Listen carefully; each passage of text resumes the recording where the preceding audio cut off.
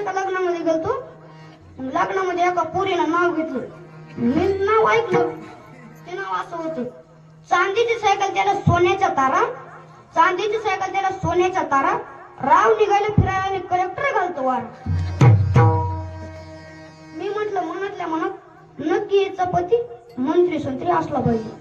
मी तिच्या जवळ गेलो आणि म्हटलं काय करतात तुमचे मालक? ती म्हणली ऊस तोडायला जाते. कसं करा? ऊस तोडायला कोण वारा घालतोय? कलेक्टर. आताचे नाव असं. अरे जुन्या आजीनं जर नाव घेतलं तर उभ्या महाराष्ट्रात दर्शवायचं. इथं आहेत का जुन्या आजी? त्यांना माहिती ना कशा नाव असते ती. घेऊ का आता नाव? पण फुकट नाही सांगत. बरं जाऊ.